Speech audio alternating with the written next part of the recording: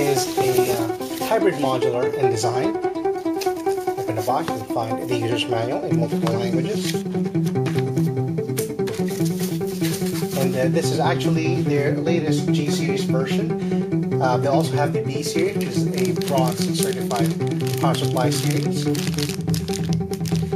Each of the modular wires in this package comes in a separate container. We'll put that aside for a bit. And the main unit is in the main compartment, you can see there.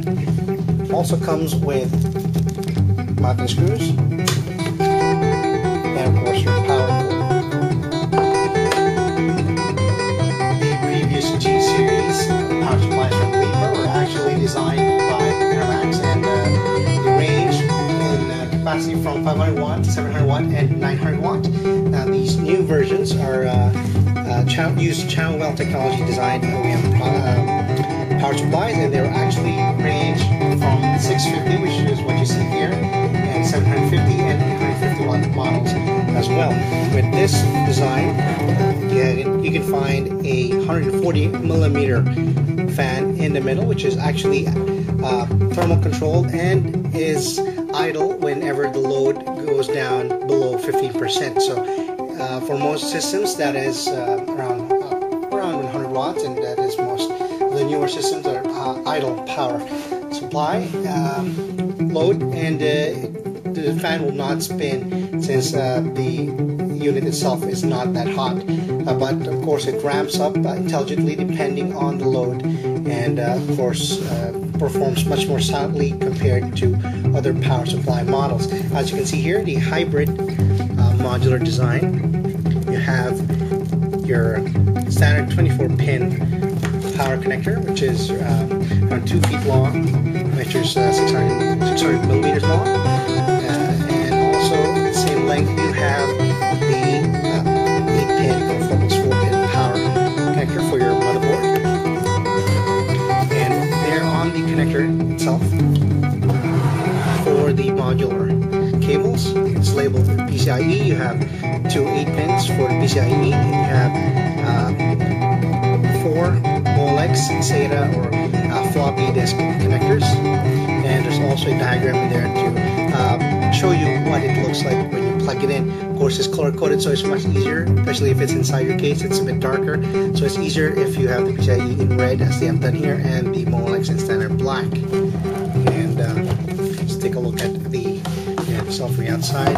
It is a textured covering. See there with the G series logo and the LEPA logo, right? And here, the back, see honeycomb exhaust, and you have your power switch and the power connector. Of course, this is compatible from 100 volt to 240 volts, so it's pretty much compatible with anywhere in the world.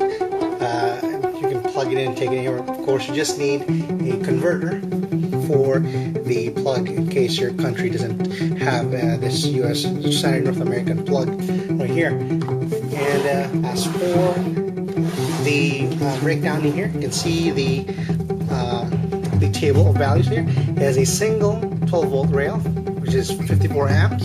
It's very good for handling high-end video cards. And let's take a look at the cables, which are included in the package, as you can see in here. So the main unit.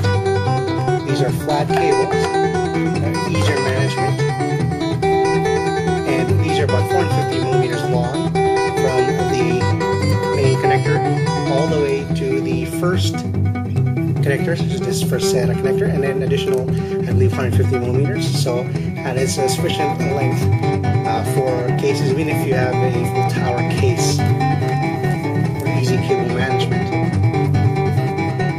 You have 1, 2, 3 SATA.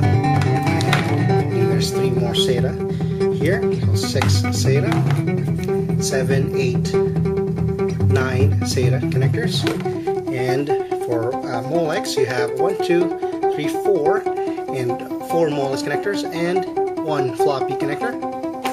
And then for the PCIe, for each single red PCIe connector that connects to the main unit, you have a pair of 6 plus 2 pin connectors.